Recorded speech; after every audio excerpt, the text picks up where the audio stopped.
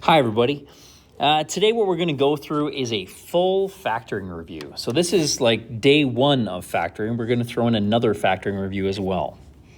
So the intent today is to knock off a bunch of rust again, for us to get back into the swing of factoring, maybe renew a little bit that factoring checklist or decision-making tree that we should have built up in grade 10, and to start to work our way through kind of extending that a little bit. So most of what we're going to see today is going to be review. However, I might end up challenging you a little bit in terms of your strategies to go through and factor. So I'm going to ask you today, have an open mind as we go through. Keep in mind that maybe some of the ways that I'm talking about factoring might not line up immediately with the way that you've looked at factoring in the past. I'm just going to ask you not to be stubborn, give it a chance, and attempt every single problem. Okay, what you see on the screen, there's our first two factoring problems. So I'd like you to go through and I would like you to factor those two expressions. Okay, pause the video now. Okay, we're back. So to go through on that first one, I noticed that I have two terms in my expression. First thing I always look for, common factor, and I notice that I have a common factor of 4 and an x in both of those terms.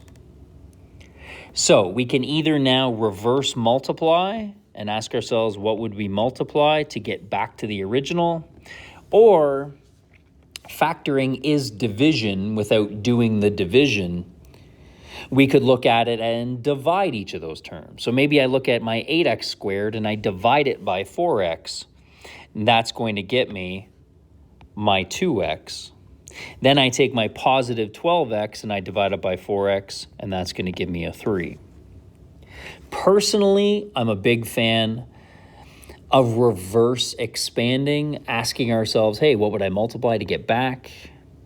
I think that gives me a level of check that I like. Either way, hopefully we got back to that solution for A. And now we can go pretty quickly through on B. We're going to take a look. I have 3 terms. First thing I look for is a common factor. I notice that in all my coefficients, there's at least a factor of 4. All of my terms have at least one A and at least 2 B's.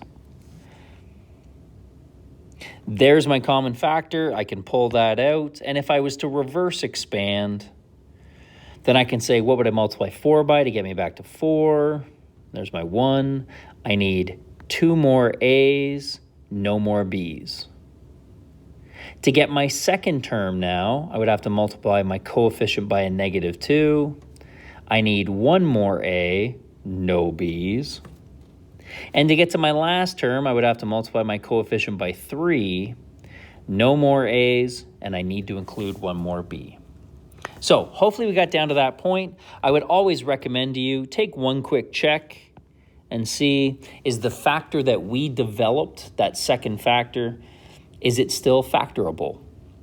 Notice that in both of those expressions where I've underlined in gold, I can't factor either of those further, so I know that I've factored fully.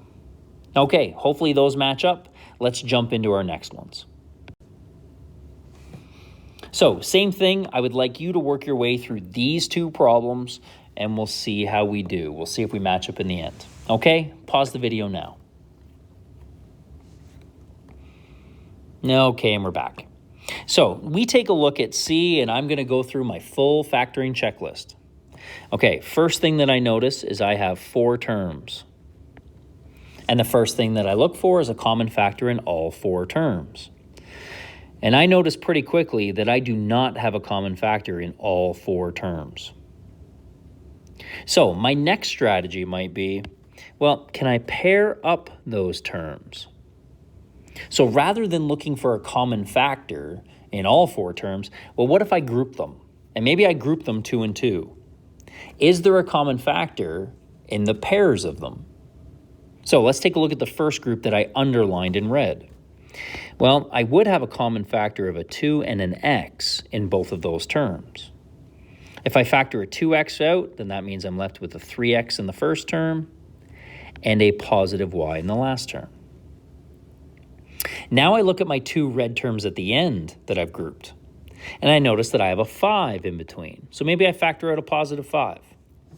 If I was to now factor out my 5, then I would have a negative 3x and a negative y. Now, I just want to stop and take a look at that line for a second, because I want us to notice that that line is not factored. Despite the fact that you've gone through and factored parts of it, that line is not factored. Because if we recall from the other day, factoring means to write expressed as multiply. That means the only operation that I can have in there is multiplication. Something times something. Maybe times something times something times something. And when we take a look at that expression, we should see that we've got this big plus in the middle. The other way you can look at it is to ask yourself how many terms it is. And if you look at that red expression, you'll notice we have 1 and 2 terms still. Well, if everything was separated by multiply, then we would only have 1 term. That to factor something actually means to write it as 1 term. Okay, I'm just going to get rid of all that gold because I hope that we can see that that was not factored. So maybe we end up going, okay, well, shoot, then I don't know what to do. And I just want to draw your attention to that factor and that factor that you see underlined. Notice they're so close to each other. They almost look like the same thing. And now I want to draw to your attention that positive sign. Remember, you chose to factor out a plus 5, or maybe you just did it because I did it. But we had an option in there. So I'm just going to get rid of those underlines again, and then what I'm going to get rid of is that last factoring by grouping. That rather than factor out a positive 5, I'm going to factor out a negative 5. And I love factoring out a negative 5 because that would leave me with a positive 3x and a positive y. Okay, we're going to treat this as if this is the very beginning of the problem again, and you've been asked to factor. Okay, look at your red line. How many terms do you have? You have 2. And the first thing we always look for is a common factor. Do we have a common factor in those terms? And our answer should be a loud, screaming yes. One of our factors is 3x plus y, and the other factor is 3x plus y. Notice we have a common factor of 3x plus y. So let's factor it out. So if I was to factor out the common factor of 3x plus y, then what am I left with from the first term? Well, if I was to take out that 3x plus y, then I am left with the 2x in the first term. And if I was to take out that 3x plus y from the last term, then I am left with my minus 5. And now when we take a look at that last red line, we can see that it is factored because it is now something times something. And there we go. So the only thing that I want to come back to, at least in terms of drawing your attention to, was that middle line. That when we chose to factor out and get our 3x plus y, that as we are looking at when we are looking at these last 2 terms, we really want to have that same factor on the inside. That's what we're looking for. And so as I begin factoring out a common factor from the last 2 terms, and I say, well, between those last 2 terms, what's in common? I'm thinking about having a 3x when I'm done. That motivates me to factor out the negative. And now when I finish off, I'm almost using this as confirmation. So keep that in mind. If we have 4 terms in an expression and we can't find a common factor in all 4 terms, then factoring by grouping becomes our next good strategy. Maybe we pair them up, 2 and 2, see if we can factor. Okay, we're jumping into D. I'm hoping that D came back to you pretty quickly, that we recognize something in that expression. When we have a squared something, a single something, and then a constant, we might recognize that as a special type of trinomial. And that drives us towards two numbers that multiply to give 20 and add to give 9. Hopefully we can figure out that those numbers would be 5 and 4. You need them to multiply to give a positive 20, which tells you they have to be the same sign, and add to give you a negative 9. That tells you that both of them have to be negative. We should be good then to say x minus 5 times x minus 4. There we go. Hopefully factoring that trinomial came back to you pretty quickly. And if you think back to your grade 10 experience, we did so many of those. Okay, let's jump around and play with a few more trinomials. So let's take a look at the screen right now. And we're going to take these ones in bits. Now, if you feel super comfortable, and I mean super comfortable going through, and factoring all 6 of those expressions, then I'm going to say go ahead and give it a go. My only rule to you is you have to be factoring in one line and one line only. That if your process to go through and factor any of these expressions would take multiple lines in your solution, then I'm going to ask you to hang tight and go through it with me. But if you have some form of fast factoring that allows you to do it in one line, that's what we mean when we say fast factoring, then feel free. Okay, we're going to pause it in some bits. So I'd like everybody to go ahead, get a quick solution to E, and I want you to try to do it as fast as you can do it. Okay, pause the video now. Okay, we're back. So I always like to throw out something like E because I think it challenges us a little bit. As you're looking for two numbers that multiply to give 6 and add to give 5, I think a lot of us can go, hey, 3 and 2. And really quickly, we like to go, hey, a plus 3 and a plus 2. That gets me a plus 5. But I just want to draw to your attention. That would give you a positive 6. And our original expression has a negative 6. And it's just a case where maybe we start to think a little too quick. If we can kind of gear it towards two numbers that multiply to give 6 and add to give 5, but since it's a negative 6, they really have to subtract to give 5. Then maybe that just drives us a little quicker towards a positive 6 and a negative 1. So hopefully we got to that and we were pretty solid with it. Okay. I would like to walk through problem F together. That, as I said, if you were super comfortable with this and you were able to tackle it in one line, no problem. But I do think that we could have a number of people there that if they were asked to factor expression in F, it might take them up to 3 lines to do it. And we want to change that. We want a fast factor. So I'm going to walk through just a little bit of theory on question F, and then we'll actually show the process that we would use. The first thing I want to draw your attention to is that we have the same squared something, single something, constant.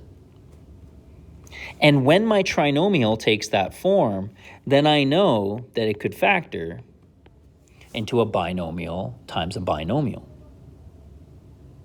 Now I just have to figure out the parts in there. Well, the pretty easy part is that we know that there's an m in both because we can see that m's are variable.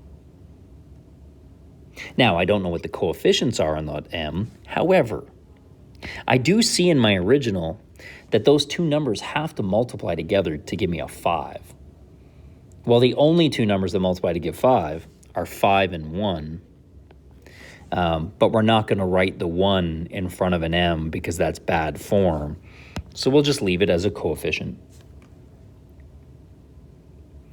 Well, I take a look.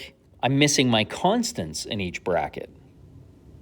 Well, I can see that the two constants in each bracket have to multiply to give me a 2.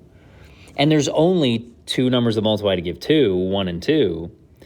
I just don't know where they have to be in those brackets. Like, is it a 1 and a 2? Or should it be a 2 and a 1? I don't really know my signs, although I can kind of piece together that because they have to multiply to give a positive, they have to be the same sign, but add to give a negative, they have to both be negative. Then really what I'm looking at is, okay, should it be 2 and 1 or 1 and 2? And there's a little bit of guess and check aspect to this. And pretty quickly, we take a peek to see if we re-expand it. We know we have to get back to a 7. And we can see that if I get rid of those numbers on the bottom, there's going to be my factored form. Now, I don't actually factor it that way. That's just my theory. What I'd like to do is I'd like to show you a fast factoring method that uses a little guess and check chart. It's a quick little format to jot down a couple numbers that just help you to be able to deal with it so that you're not doing everything in your head. So here goes my chart. I take a look at what I underlined in red. 2 numbers that multiply to give 5, and I'm going to jot those numbers down one above each other to the right. I skip over my middle term because that's where numbers had to add together. And I jump to my constant, what I have underlined in purple. And I say, okay, 2 numbers that multiply to give 2. And maybe I write down 1 and 2. Well, really what I wrote up there are my brackets. I'm going to just put them in green. And the only parts in those brackets that I haven't written down are the most obvious thing, my variable, and then the sign that I need in between my terms. So, really what I have then are my brackets. And so right now, my brackets would look like this.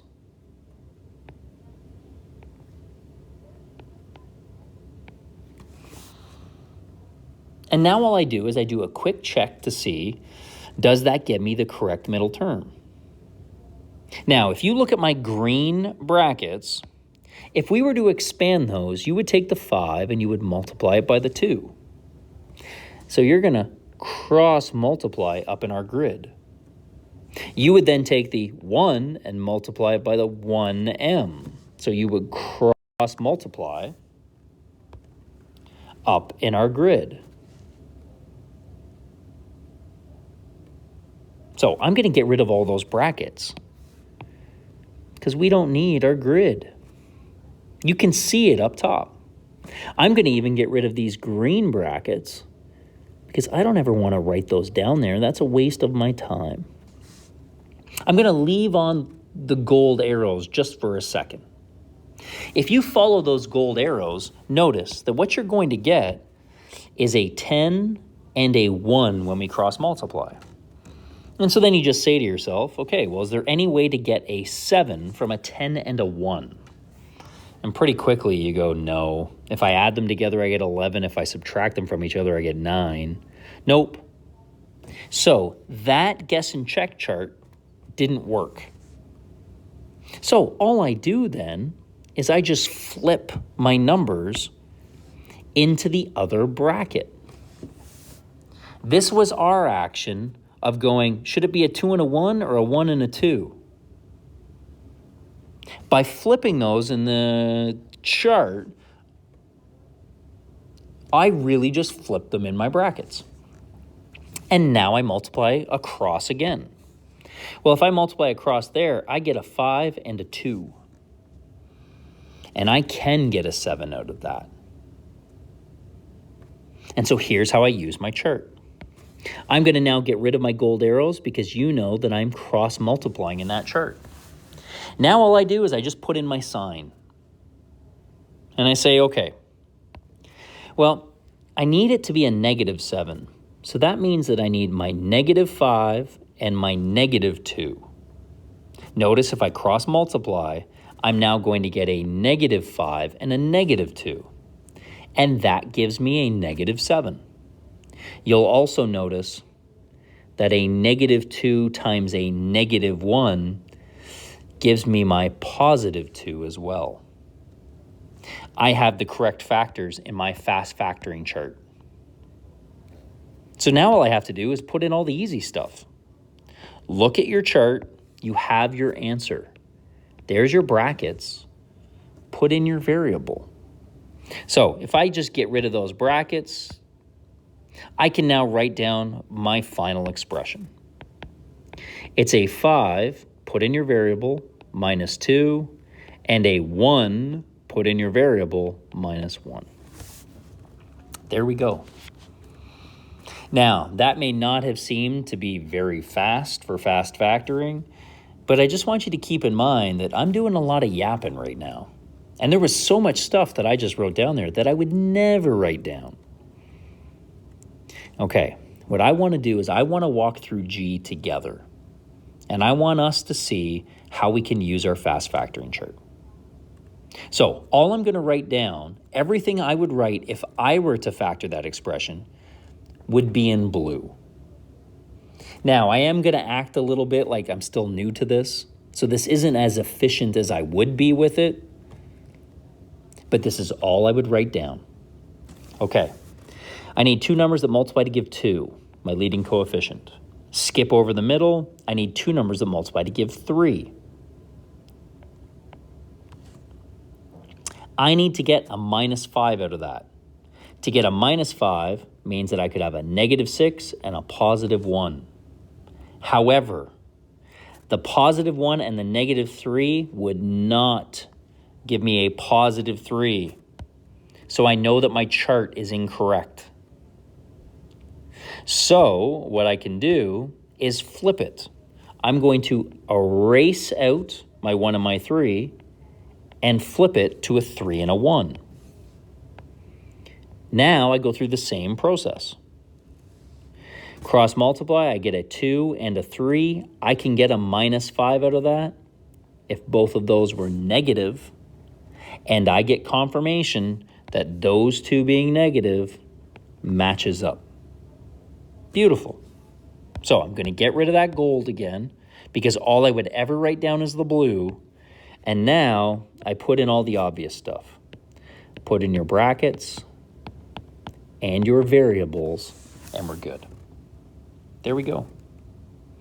So if you are new to fast factoring, then I'm going to say jump on board. Use our fast factoring method, and we're good.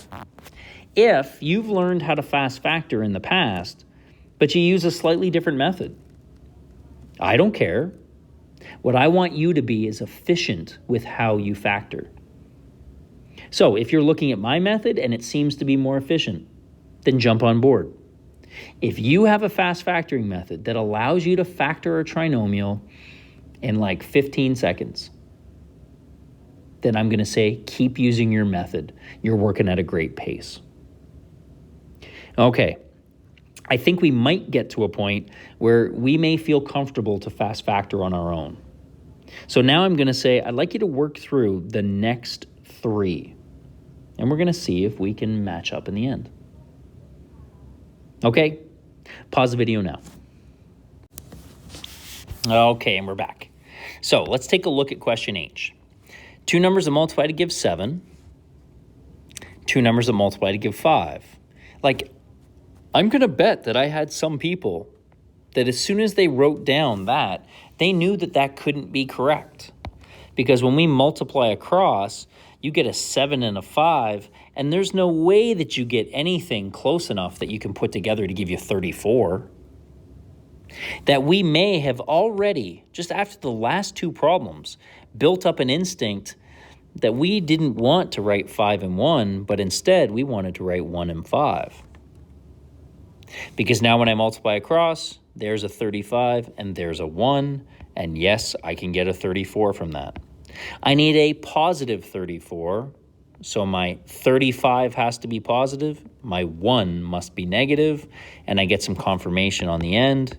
Therefore, put in your brackets, and I don't know why I just wrote M, I guess because of the previous 2, and your variable, and we are good. Okay, let's take a look at I. For me to factor I, okay, I need 2 numbers to multiply to give 3.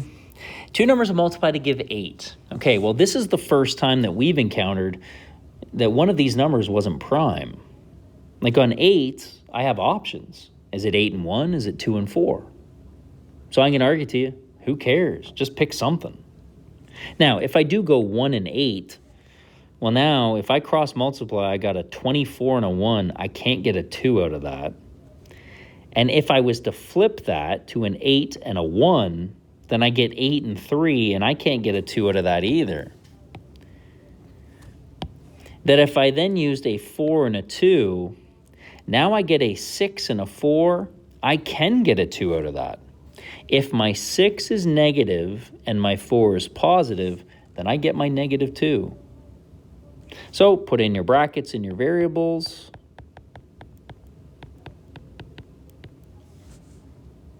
And we're good. So notice, worst case is if a number isn't prime or it has multiple factors, then maybe it just costs us some time. Pick 2, try it. If it doesn't work, flip them. If that doesn't work again, pick another 2 and keep working your way through. So the level of guess and check, there is one here, absolutely. But the more experience we get with something, you're going to start to rule out options as you go. There's actually a lot of background we have here that can tell us how we can factor quickly. Okay, let's take a look at J, because I want to talk to you about J and how we can use the values we choose to narrow down our level of guess. Okay, so I'm going to take a look, and I started off with two numbers that multiply to give 12. I happen to start in the middle most of the time. Like I might go 4 and 3 before I would go 6 and 2. And I seem to just use the number itself in 1, like 12 and 1, last. But that's just my instinct. So let's say that I started off with a 4 and a 3. That would be my instinct. Okay, I want to show you something though. I know right off the bat that it can't be 6 and 2. I know that it can't be 6 and 2. Because if I use 6 and 2, and now I jump down to the constant, two numbers that multiply to give 2, and I go 2 and 1, you might be able to see why I know that that can't be possible well before I even looked to cross multiply. If that was possible, then my brackets would look like this. And I don't even care about the signs in between right now. Because look at the first factor. Do you notice how one of the terms is 6? The other term is 2? So wouldn't you say that those two terms that I just underlined have a common factor of 2? And if they had a common factor of 2, then the overall expression would have to have a common factor of 2. And you can see in the original expression, there is not a 2 in every single one of those terms. Notice that even if I was to have flipped it, and instead it was 1 and 2. Sorry, I want that to be in red. Well, then the same issue would have just popped up, but in the other bracket. Now it would have been a 6 with a 1 and a 2 and a 2. There's my common factor again. So I could tell at the very beginning that it was never going to be 6 and 2. That's a nice way that we can build up our instinct to cut down on the level of guess. Okay, if you recall, I told you I would start with 4 and 3. But now that we just had that discussion, then I know when I write down my factors of 2 that it can't be that. It can't be. Because if it was, I would have a factor with a 4 and a 2 in it. Those have a common factor, which means the original would have a common factor. And since they don't, I know I'm wrong. So the nice part becomes, is that then I start to eliminate my number of flips that I have to do. That when I jump down and start looking at factors of 2, I'm going to start by writing it as 1 and 2 to avoid the common factor. Now I multiply across, there's my 8, there's my 3. Yep, I can get 11 out of that. If my 8 is negative and my 3 is negative, then I get a negative 11 and I get my positive products. Put in your brackets and your variables, and we are good. So notice that as we build up our instincts, our level of guess becomes less. And all of a sudden, you guys start going from maybe 20 to 30 seconds in fast factoring down to like 10 or 15 seconds. Okay, let's tackle some more. There are the last 3 problems for today that I'd like you to go through. So I would like you to try all 3 of those. They're going to challenge what we think about when we deal with our fast factoring. And they're going to challenge our decision-making tree with factoring. Okay, I would like you to go through and factor those 3 problems. Pause the video now. Okay, we're back. So we get into an instance like this, and really when you take a look at K and L, you just notice that your trinomial just looks backwards. I'd like you guys to fight the urge to want to do this and rearrange it and feel like you have to put it in standard form. You don't. That's the nice part about our fast factoring method. I also think that a lot of people struggle when that leading term is negative. So by using our fast factoring chart, it doesn't matter. Okay, 2 numbers that multiply to give 15. 5 and 3. I jump down to the end, 2 numbers that multiply to give 4. Now, here becomes another way that you can pick up some instinct. I know that it can't be 2 and 2 when I think of 2 numbers that multiply to give 4. I know that it can't. Because if I take a look at my middle term, there's actually a key there. I want you to look in your fast factoring chart. When I multiply 5 by 2, I get 10. And when I multiply 3 by 2, I get 6. That every time I multiply a number by 2, I create even numbers. And how can I ever add or subtract 2 even numbers and get an odd one? I can't. So there is another quick little way to look at that and gain a little bit of experience that allows you to cut down on your guess and check. Let alone the people who did this. Okay, 2 and 2. Multiply across, 10 and 6. Nope, can't get a 7. Flip them. Okay, if you tried to flip 2 and 2 and try it again, you've really got the blinders on.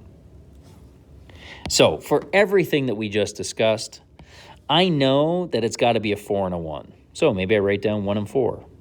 I multiply across, that's a 20 and a 3. I can't get a 7 out of that, so I flip it. It's now a 4 and a 1. There is a 12 and a 5. I can get a 7 out of that. I need the 12 to be negative and the 5 to be positive to get my negative 7. Well, now all I do is put in my brackets.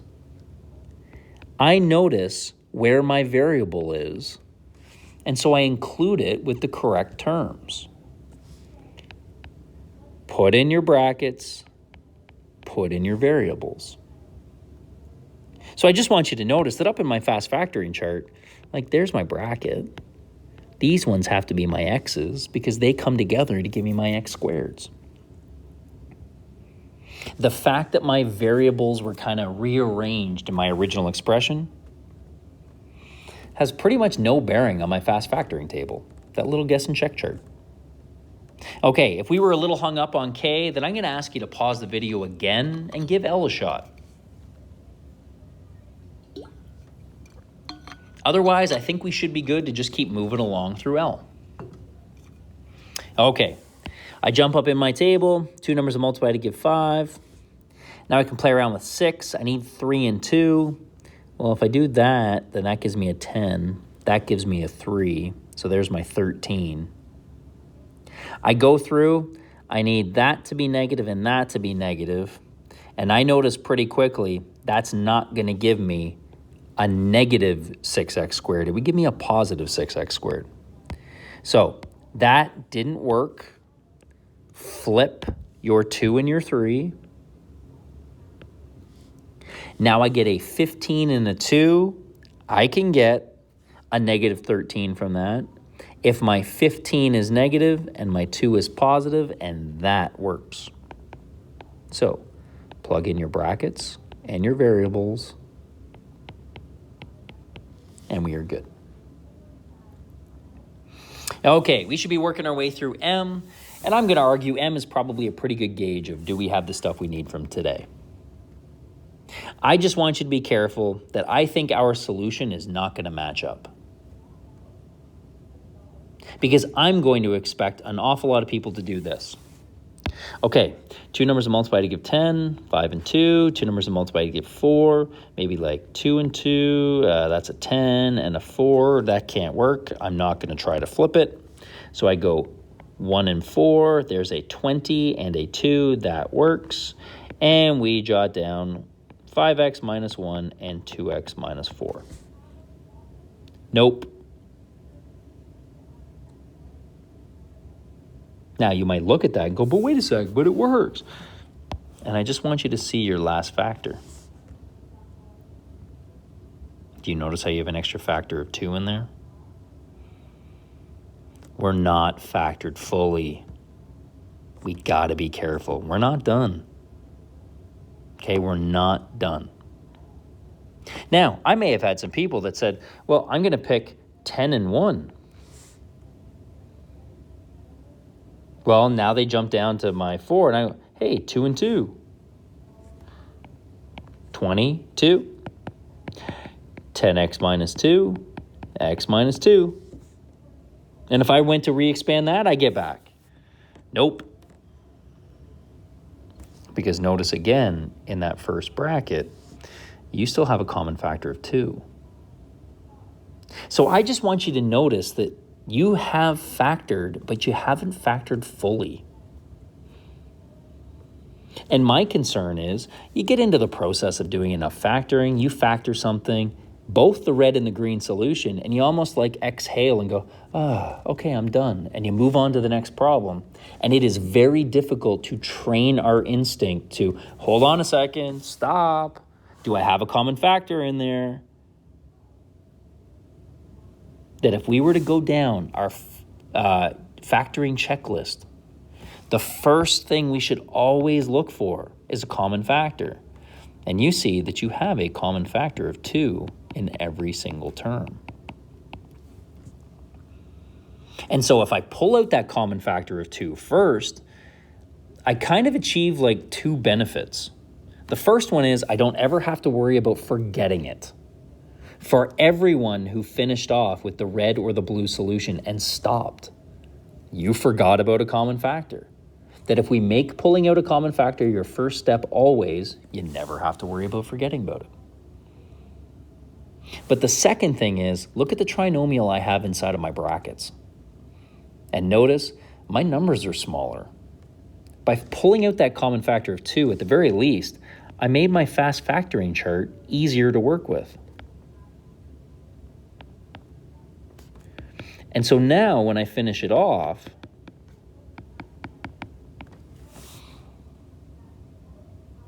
I had an easier time through my fast factoring chart. So that is what we should have got down to. But I'm going to bet and say that you would have had a lot of red or blues. Now, I just want to hop back up. I think I can get rid of this blue chart just to make a little more room. That I don't want you to erase. Like, it's okay if you gave me the red. You just have to be conscious that now I'm going to pull out a common factor of 2 in the last factor. I just want you to notice that that is bad form.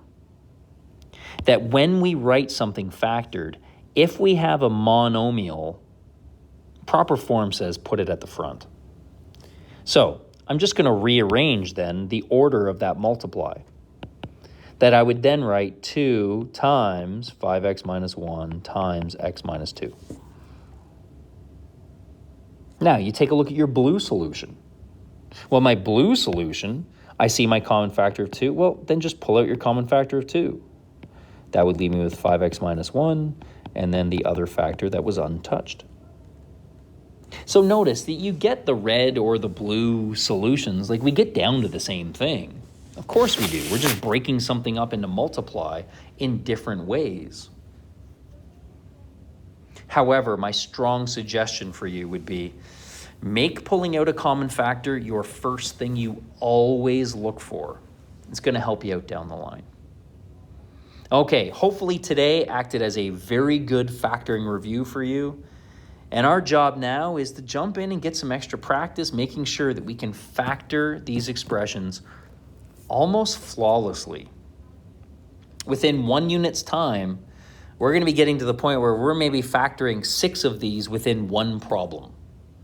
So we want to make sure that we're pretty comfortable with it. Okay, best of luck in your practice.